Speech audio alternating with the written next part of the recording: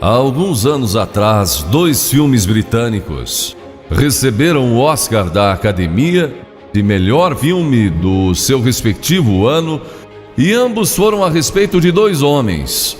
Um foi Eric Liddell e o outro foi Gandhi. Ambos tiveram a força e a coragem, quando sob pressão, de dizer não a si mesmos, de exercer autodisciplina. Quero tomar como meu texto de hoje 1 Coríntios, capítulo 10, começando com o versículo 12. Aquele, pois, que pensa estar em pé, veja que não caia. Não vos sobreveio tentação, ouçam isto, não vos sobreveio tentação que não fosse humana.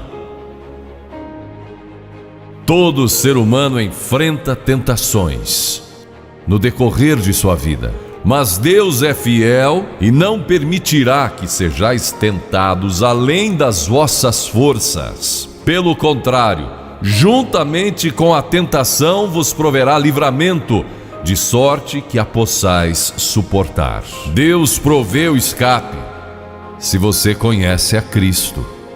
Bom, aqueles 2 filmes tiveram um tremendo impacto sobre o mundo. De 1982, foi Carruagens de Fogo, a história de Eric Liddell, um jovem que disse não a si mesmo e sim a Cristo. Ele surpreendeu o mundo quando se recusou a correr no domingo nas Olimpíadas de Paris de 1924.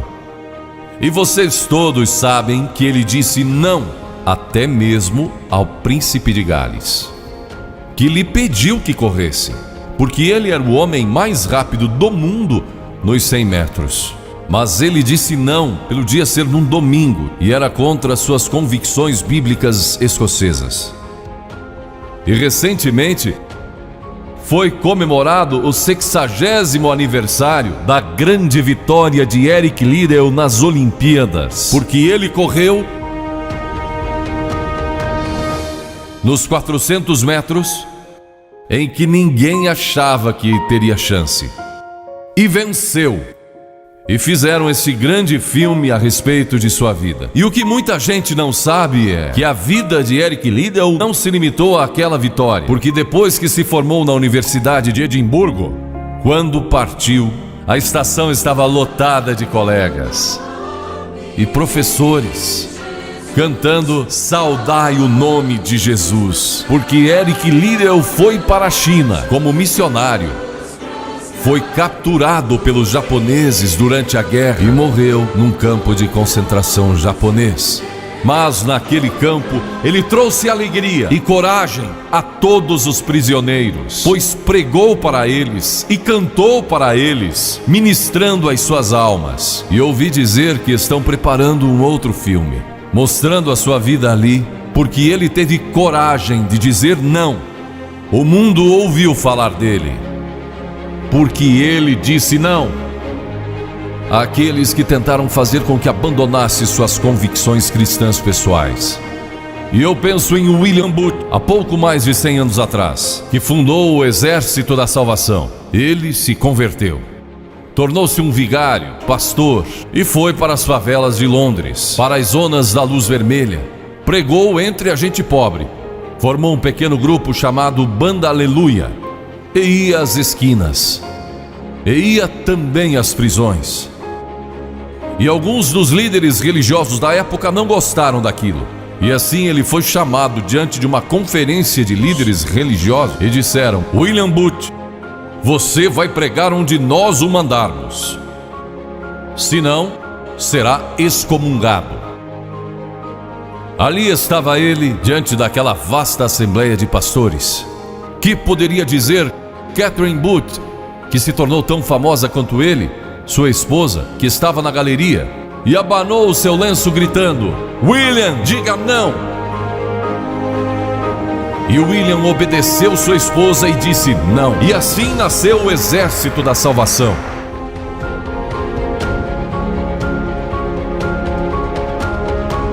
Lemos muitas histórias na Bíblia a respeito de jovens que disseram não e mudaram o curso da história. A primeira que quero mencionar, talvez nunca tenham ouvido falar. Seu nome foi Vasti e foi rainha da Pérsia, a esposa de Assuero, que reinou desde a Índia até a Etiópia. Pense em todo o petróleo que ele tinha e provavelmente nem sabia. Um dos monarcas mais ricos que já viveu. E ele deu uma grande festa que durou muitos dias. No fim, provavelmente já bêbado, ele ordenou que sua esposa Vasti viesse e ali dançasse para todos os seus convidados. E ela assombrou aquele grupo de líderes mundiais. Ao se recusar, ela disse: não, eu não vou expor o meu corpo para esses homens. Ele mandou outra mensagem, ameaçando que ela deixaria de ser rainha e perderia seus confortos e bens materiais e toda a sua fama. Mas a sua resposta foi a mesma: não. E ela mudou a história, porque foi deposta como rainha. Nada mais sabemos. Mas por causa dela, Esther se tornou rainha e o povo judeu foi salvo. E até o dia de hoje, o povo judeu celebra um grande feriado, porque uma mulher disse não e abriu a porta para a salvação do povo judeu, porque havia um homem como Hitler, e era o primeiro-ministro do país, decidido a destruir e aniquilar os judeus. Agora, a Bíblia tem muito a dizer a respeito de sensualidade, lascívia e depravação.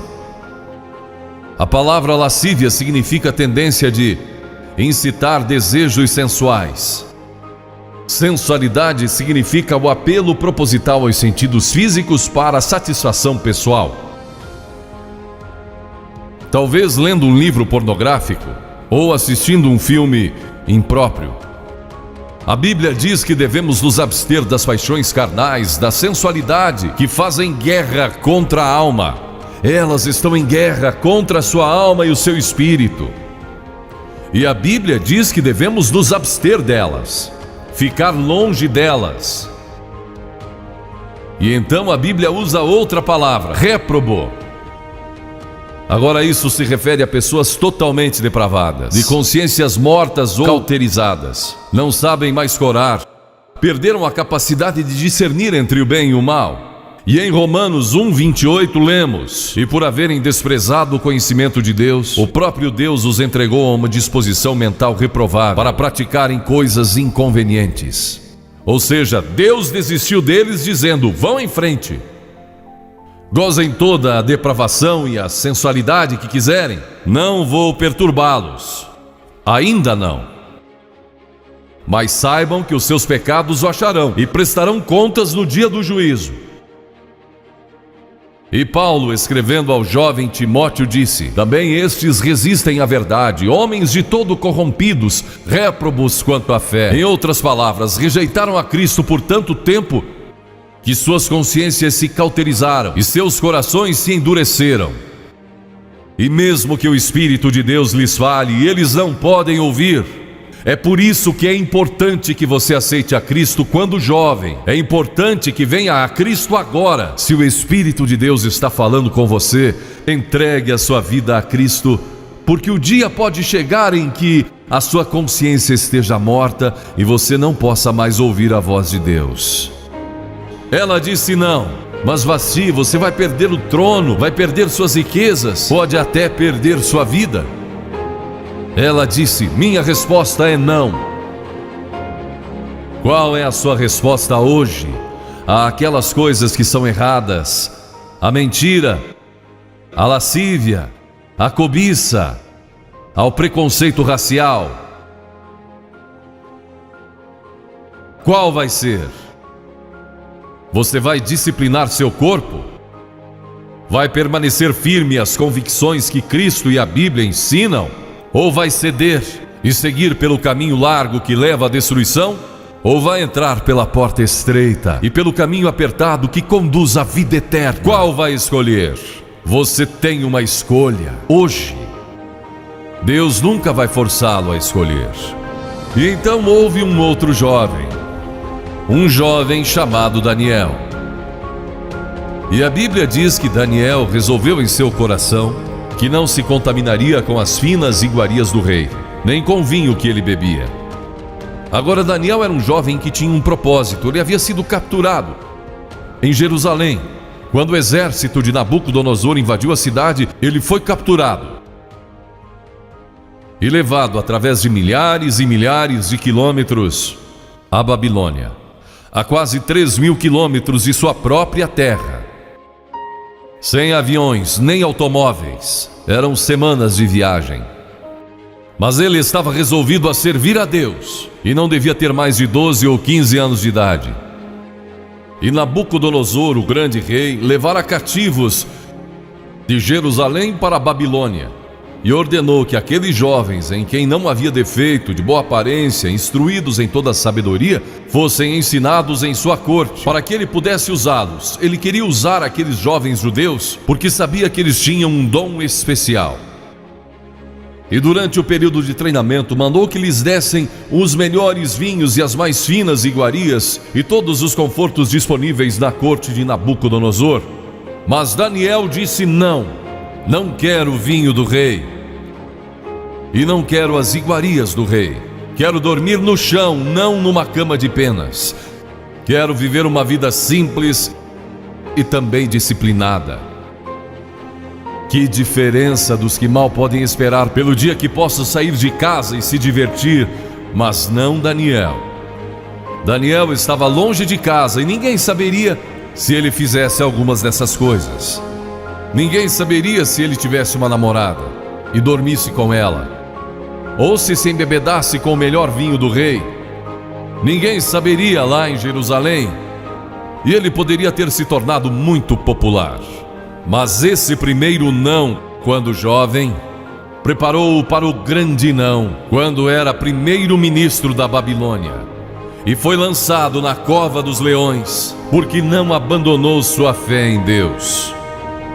Nós nos contaminamos ao comer demais, ou ao nos embebedarmos, ou ao tomar drogas, ou gastando tempo demais assistindo televisão, ou indo aos cinemas.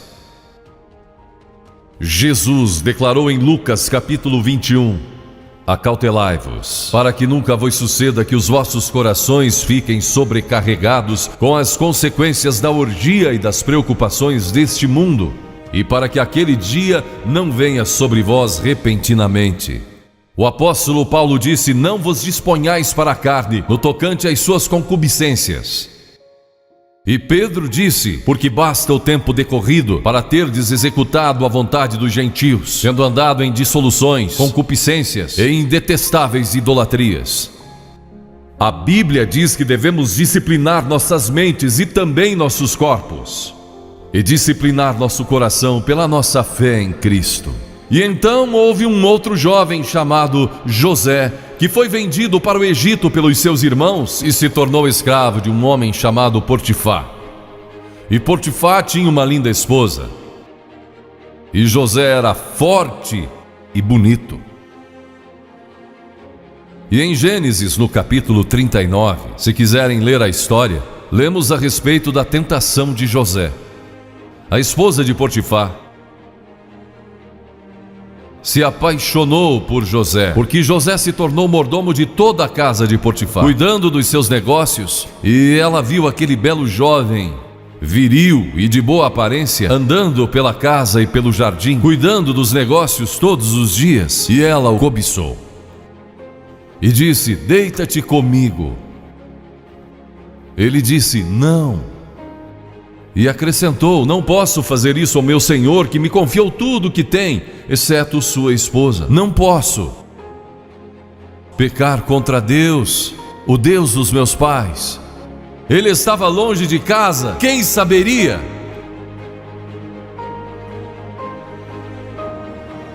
Mas disse não.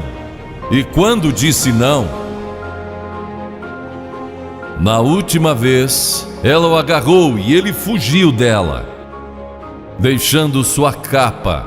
E ela começou a gritar, chamando os servos e dizendo: ele tentou me violentar, que não era verdade. Mas Potifar acreditou e mandou que ele fosse lançado na prisão. E muitos de vocês sabem a história, que ele foi para a prisão e através de uma série de circunstâncias, ele depois se tornou primeiro-ministro de todo o Egito e governou o Egito sobre o faraó. Deus o guardou e o promoveu, porque José teve a coragem de dizer não quando foi tentado. Agora, sexo não é pecado.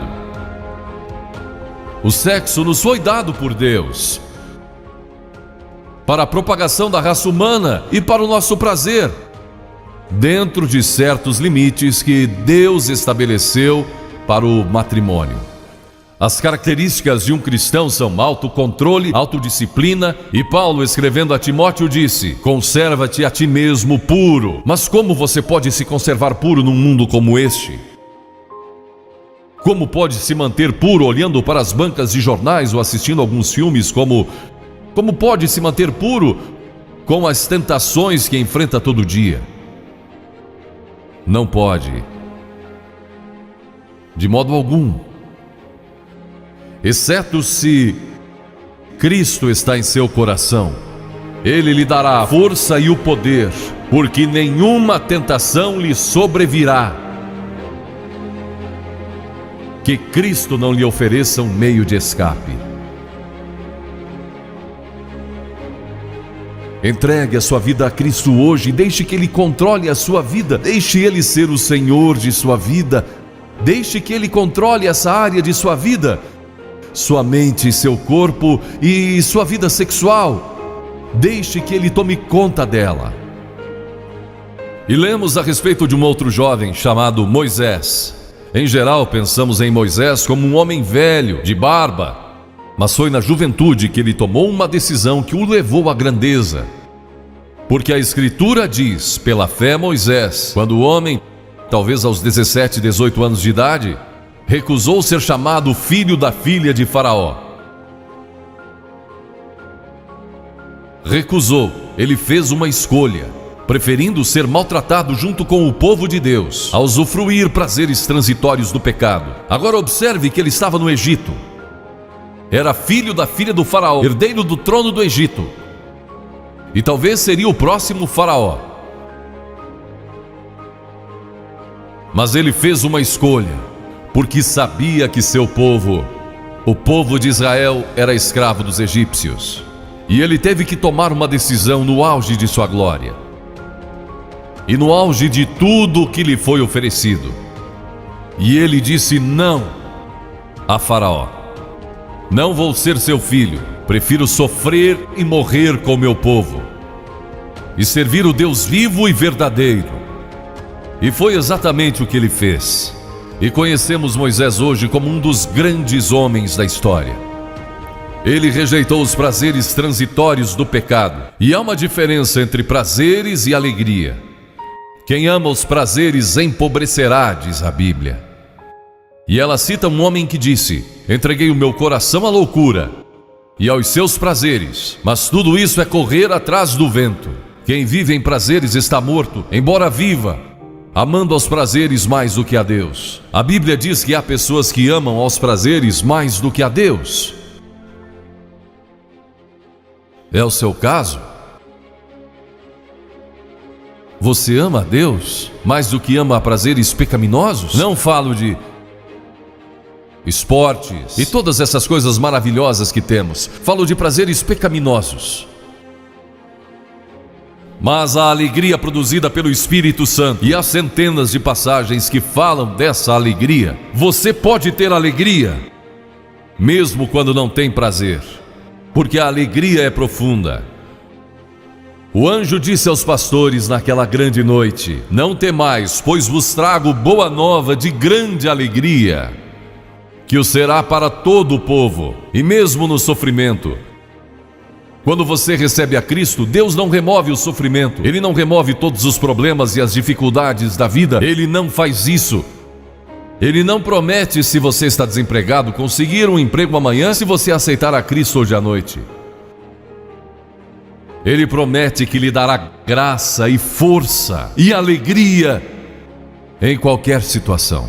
Bem-aventurados sois quando os homens vos odiarem e quando vos expulsarem da sua companhia, vos injuriarem e rejeitarem o vosso nome como indigno, por causa do Filho do Homem. Regozijai-vos naquele dia e exultai.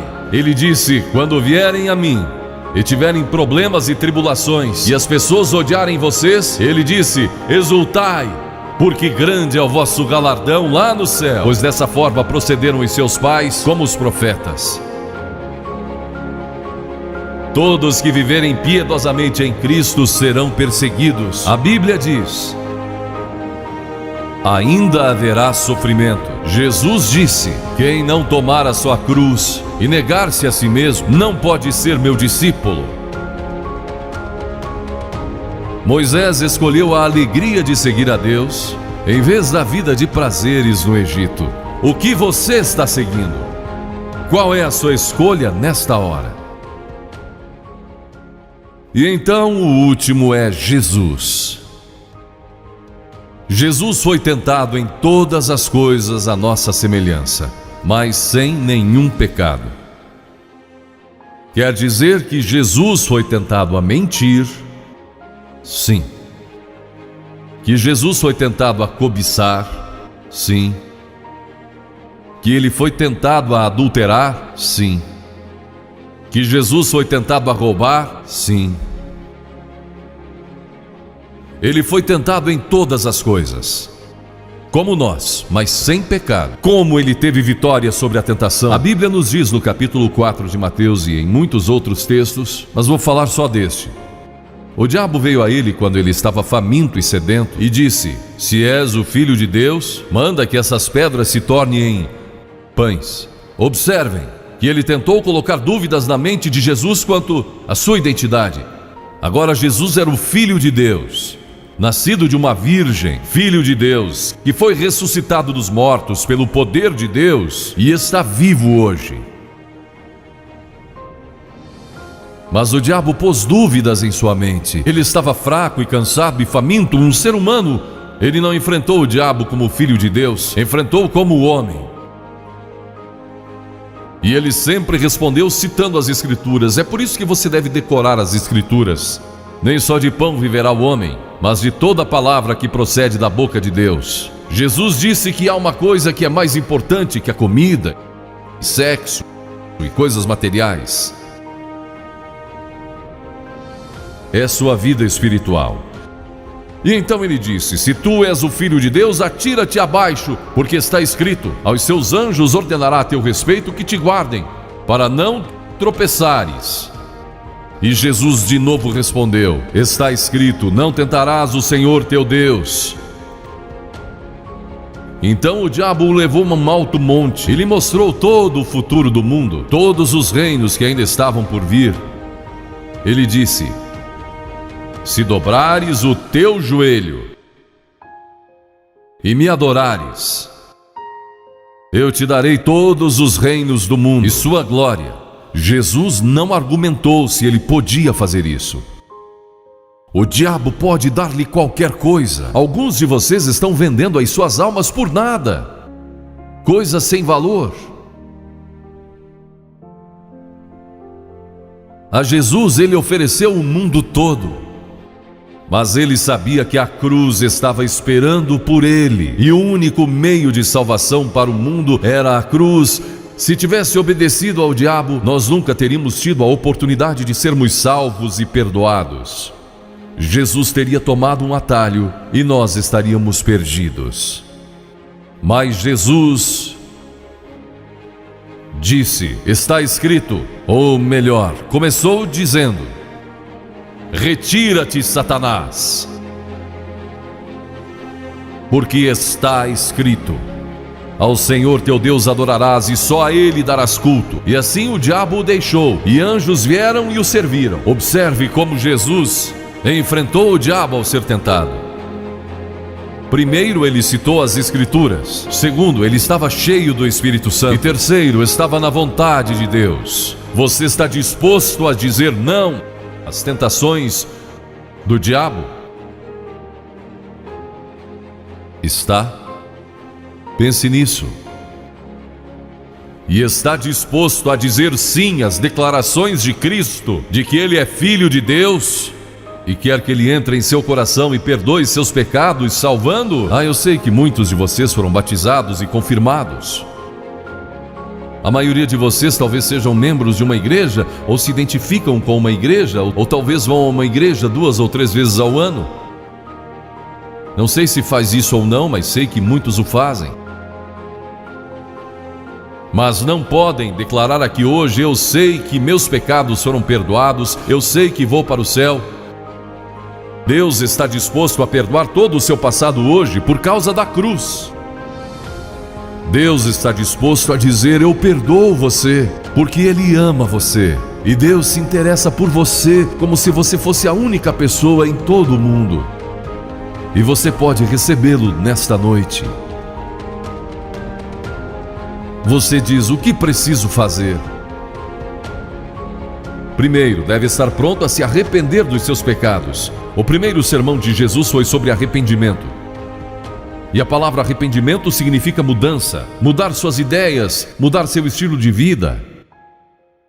Deixar que Cristo entre e o ajude a mudar. Está pronto a fazer isso? Não pode mudar por si mesmo. Mas Ele o ajudará a mudar. Não que você será perfeito. Significa que vai dar à sua vida uma nova direção. E Ele estará com você para ajudá-lo. À medida que você anda dia a dia com Cristo, você vai falhar e vai errar. Não vai ser perfeito. Mas Cristo estará com você. Se estiver pronto a se arrepender, diga a Deus nesta hora: eu pequei e me arrependo, e estou pronto a mudar. E então a segunda coisa é que você o recebe pela fé. Cliff disse há pouco que você não pode racionalizar a salvação. Há certas coisas que podemos compreender, mas muitas delas você não pode entender. Tem que vir como uma criança, dizendo: não posso entender tudo, mas eu te recebo em meu coração hoje pela fé. Pela fé que somos salvos, pela fé e não por obras, para que ninguém se glorie. Pela graça que somos salvos. E então a terceira coisa: você está pronto a sair daqui hoje dizendo: vou segui-lo e servi-lo o melhor que me for possível. Sabe, em nossa reunião em Bristol, há algumas semanas atrás, estava ali um jovem de 17 anos. Ele tinha ido à autoescola aquela tarde e pediu que seu instrutor o deixasse em um dos portões do estádio. E entre aquela multidão, ele encontrou sua família, que tinha sido convidada para a cruzada.